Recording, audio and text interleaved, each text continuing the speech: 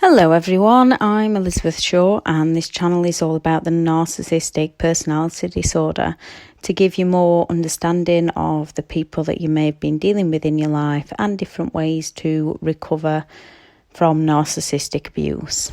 This video is the reasons why most narcissistic people don't let you go and a few ways that you can handle this when they seem to be coming at you with never-ending games. When you're doing your best to move forward with your life and the narcissist seems to act as though they hate you so much, yet they will just not leave you alone. Why is this? First, why it's hard for most of us to actually let go of them. Trauma bonding plays a massive part in this, firstly due to those highs and lows our bodies release, high levels of dopamine in the good times and high levels of cortisol in those stressful times. It's natural for our bodies to release these, yet when it becomes regular, our bodies become addicted. Then the relationship, in a negative way most of the time, meets all our human needs. And when we do anything that meets three of these needs, positively, neutrally or negatively, we become addicted.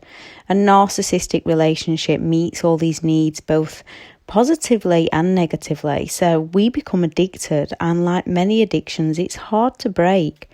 Love and connection. We are in love and we do truly care for them. We are led to believe they love us. We are connected. Our empathy is opened up and we truly care and want to help them. Even when they are in our faces threatening us, we are connected to them in a negative way. Uncertainty as to what will happen next. Certainty, we are certain we're in some sort of relationship. Uncertainty as we never know when they'll walk out of the door, who they'll be from one moment to the next. Significance, we feel important. When we get it right and they are happy, we feel insignificant when they are serving us with the silent treatments, lying, cheating, walking out of us. Growth, when they come back with false promises of change, marriage and all the rest, we feel like we are growing together, for it all to just come crashing back down again. The contribution, we feel like we're contributing to filling their needs and helping them, most often losing our own needs. It's incredibly hard for us to let go of narcissistic people.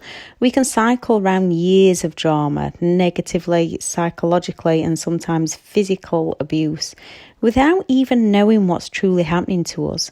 Yet one day, one moment in time, and it can be an insignificant moment compared to some of the things that went on, we just decide enough is enough and know we have to get out.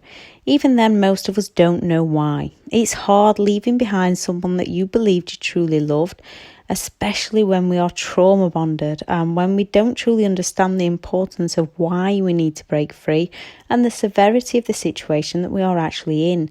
It's even harder as we often don't know ourselves who we are towards the end, so we can no longer see an outcome for what we want for our own lives. All our hopes, beliefs, dreams, respect, dignity has been stolen from us, stomped on time and time again and crushed in some of the cruelest, calculated and manipulative ways by the very person that we loved and cared about with all our hearts, that we believed felt the same way about us. We have empathy and we care for others on a genuine level.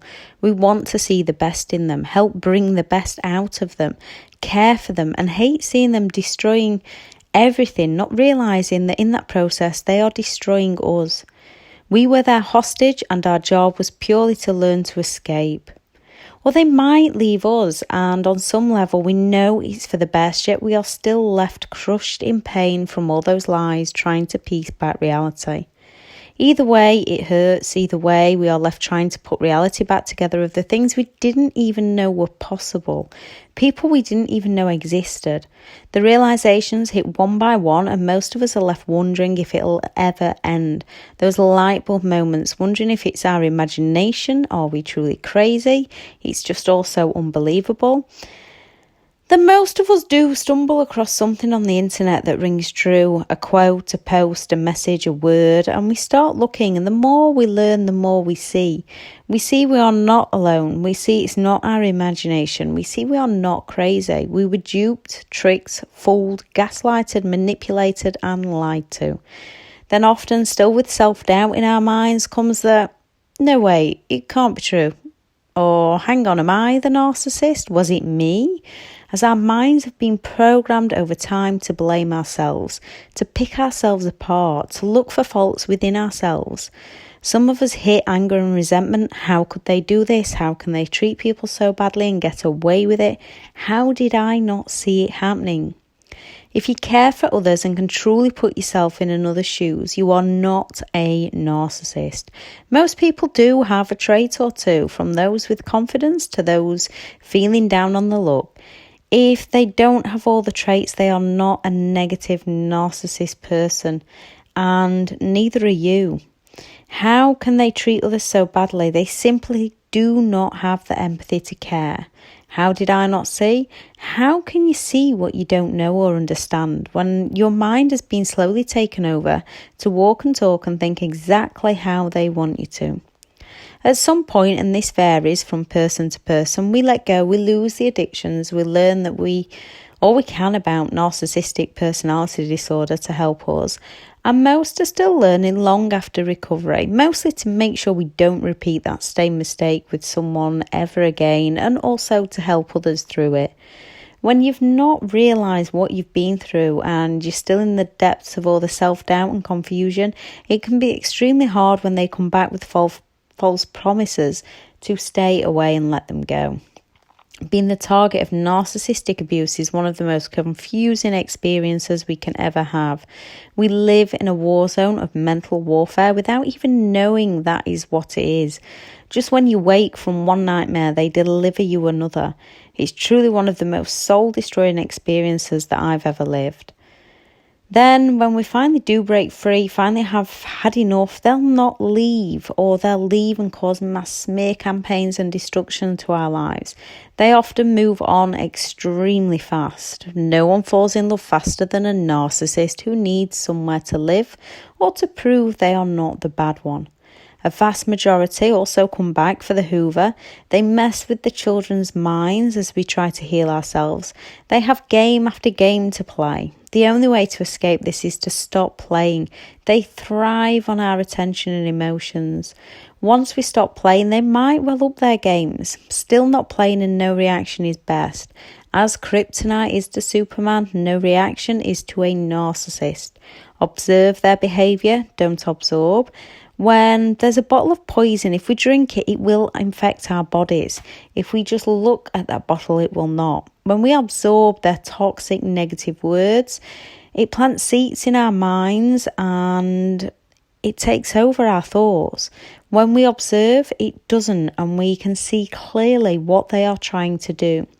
By observing, we soon see a pattern and know what's coming next until they eventually fall silent on us again.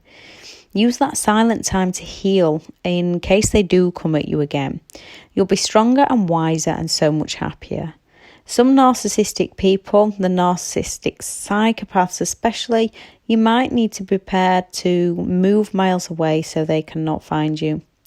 The difference between them and us: narcissists are selfish, putting their wants of themselves above the needs of others. Us, putting the wants of others over the needs of ourselves. Learning self-respect is to put our needs before other people's wants. So why can a narcissist not let go of us when they seem to hate us so much? It can be a day, a couple of weeks, to 20 years later, and most narcissistic people seem to reappear. One minute we believe they do love us, the next we know they hate us with a passion. Whatever we do for them, it's never enough. They always want more. They might be the ones to have left us, so why will they not just move on with their lives and leave us alone? Stalking our social media. Now, some of us also do this to them. for answers, that closure that they never gave us, our human curiosity nature. This is normal if you've done this, so don't worry. Just start looking at ways to stop yourself. One is when you want to look, instead of looking, acknowledge that you want to. Tell yourself you're not going to, as when we do, most of us are left feeling worse. Instead, tell yourself to do something else, something positive, learning what you've been through, going for a walk, going for a run, reading a book, meditation, yoga, whatever you enjoy that's good for you. When we truly connect with people, when we love and care, we want answers from them, and that narcissist will never give them. We must give them to ourselves. Narcissists stalk our social media to look for cracks, either things they can use against us or ways to squeeze back into our lives if they think we have something of value to offer them. To the narcissist, it's all about finding ways to keep power and control over us. Not all will stalk our social media. If you can block them on everything, block them. But watch out for things like eBay and YouTube. Messages, some have been known to do this when blocked on other platforms. Watch out for friend requests. Some are surveillance cameras for the narcissist. When you're still in a relationship and they can hate us, giving us the silent treatments, making life as difficult as possible, yet they will not leave. Whilst they're getting the negative response or positive response, if we are trying to create peace again, both emotions serve them. So although they do not care for us, they like the things we provide, whether that's a home, money, clearing up after them and the many messes that they make. And not just messes they make in the home, in personal life too, from affair after affair. They're not interested in damage control. To them, it's not their problem and it's up to us to fix it or shut up and put up with it. A narcissist is all about control. No one throws a bigger tantrum than a narcissist who's losing control of someone else's mind. If you ended it with them, they might beg, plead and promise change, or will simply not move out. Some will threaten, some get physically aggressive. So I would not recommend ever ending it in person on your own with them.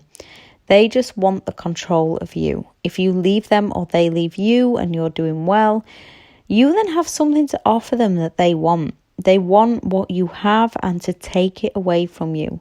Happiness that they cannot achieve for themselves. If they discarded us, as soon as they get a whiff of us doing well, they're either going all out to win us back or to punish us and destroy us. As when we're doing well without them, it dents their pride and ego. To them, we shouldn't be able to live without them. They are self-entitled and they believe they are entitled to have who they want, when they want, and do what they want when they want. They want to punish us. The smear campaign, they will spread rumours to anyone who listens to their stories and lies, from spreading gossip to neighbours, the new supply, friends, family. Some will even get in touch with co-workers and our bosses. A narcissist just wants to win at all cost, and in their minds, their lies are their reality. Why they tell them so well and gather armies of flying monkeys, enablers, creating gang stalking in some cases against us, to help with their smear campaign.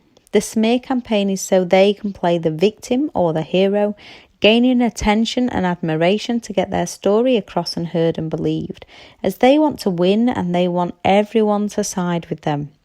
A narcissist actually has little self-worth and are extremely fragile. Even with those who play on the confidence, it's all a mask to hide their true selves from others. It's all attention seeking. They also settle for negative emotions if they cannot get positive emotions, so long as they are getting the attention.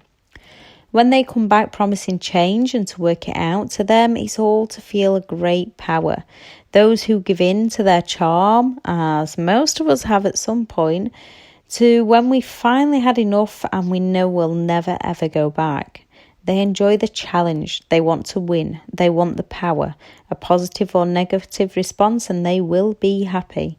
No response is soul-crushing to them, so most will up their game to get some form of a response from us. Overts might call you, message you, drive past your house. These are looking for reactions. When those who are the victim do this, they are looking for answers. Coverts are most likely to watch you from afar. Being stalked is terrifying. When we are trying our best to move on and they just appear, we are unsure of what they might do next, questioning if we are able to stop them in some way. Are we actually being stalked or not? Is it just coincidence that they were at those traffic lights? Trying to co-parent and having our own children used against us in a variety of hideous ways, whilst we don't understand how they can treat their children this way and how they cannot see the damage they are causing to the children's mental health. It's all to cause us more pain. They do not care for us or the children. They care about themselves and winning at all costs to others. They continue their hurtful games whilst we question how someone can treat their own children this way, afraid of what to say or do for the best. The children are hurting, having contact, as are we.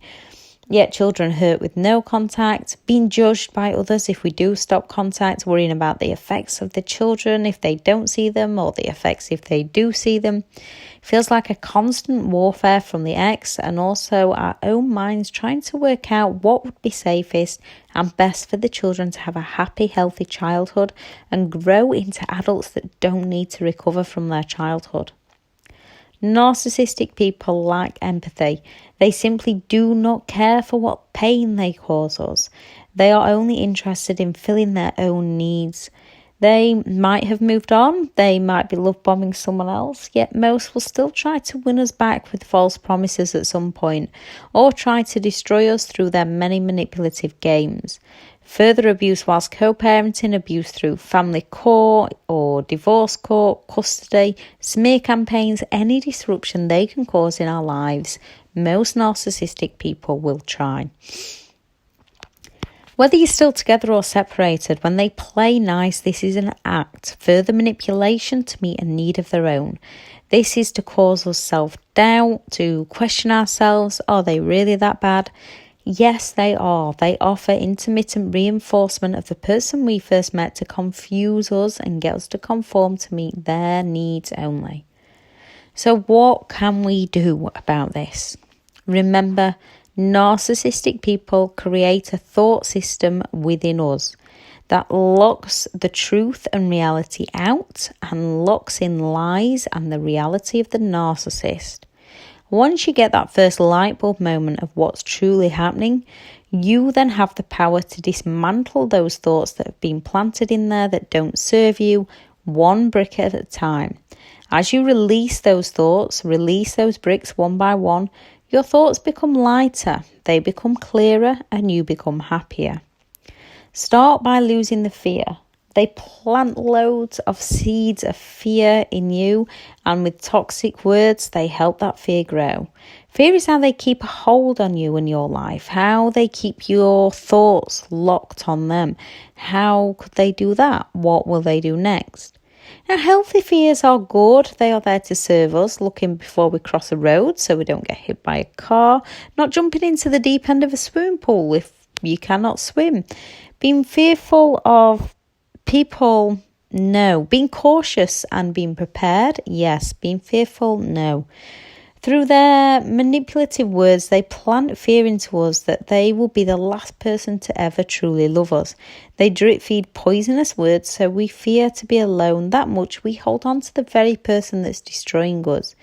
This is psychological and emotional manipulation to get us staying with them no matter how badly they treat us. Unknowingly to us, our subconscious starts to believe we are not worthy of any kind of love and we don't deserve any better. You do deserve better. You do deserve so much better, and there are good people who will love you and treat you right.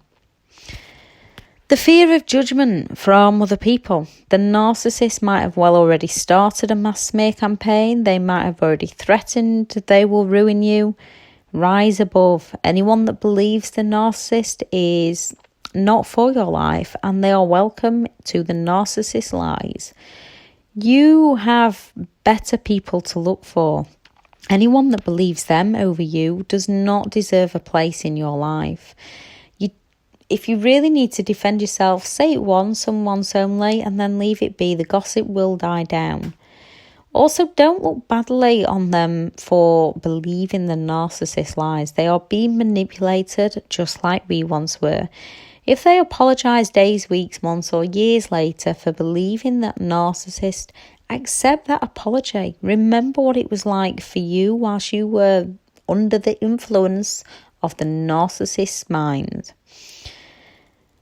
The fear of violence. Most violent people just act on impulse without threats. Those who threaten just want to manipulate you into a place of fear. Guard yourself, be careful, be prepared. Don't let that fear stop you from living your life the best you can.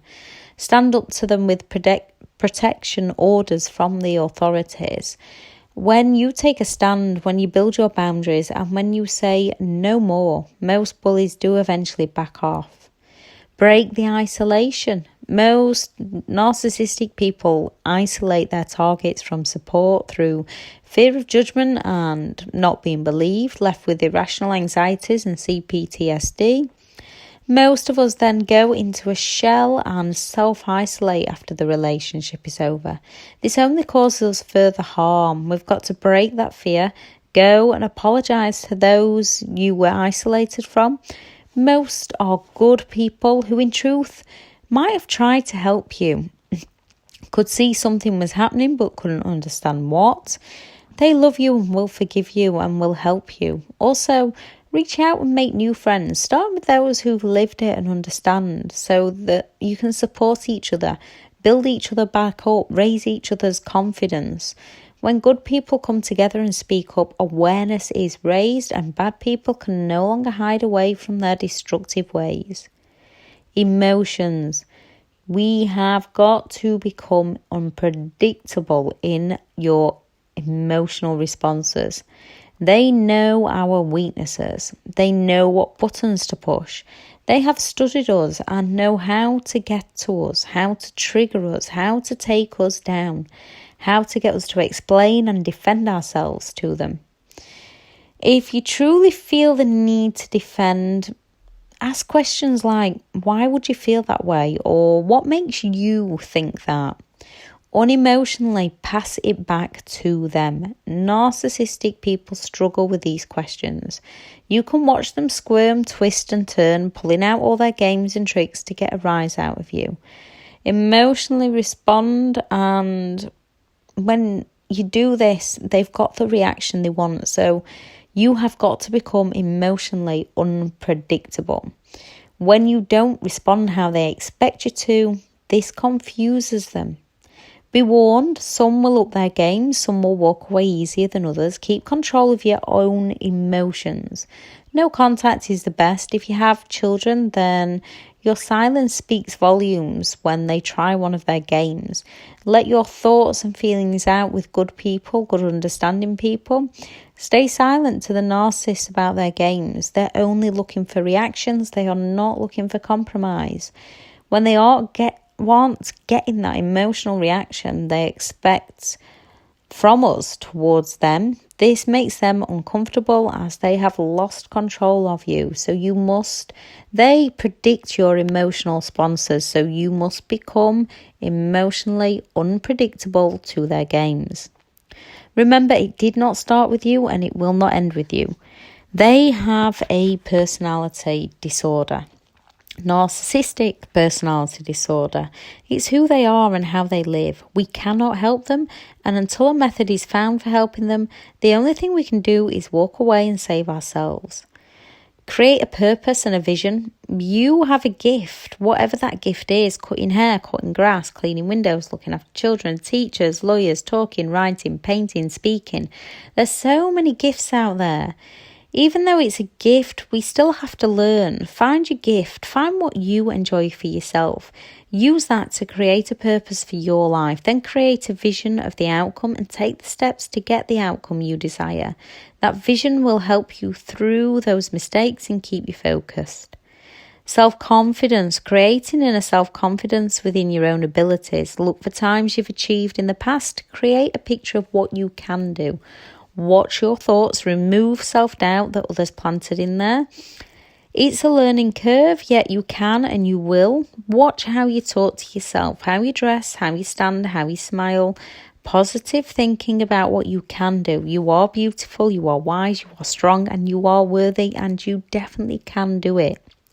Rise above circumstances and petty things. It's hard to start when they're firing things at you and igniting your anger and resentment, or the unbelievable actions that they have taken. But once you stop reacting, once you stop letting their negativity control your emotions.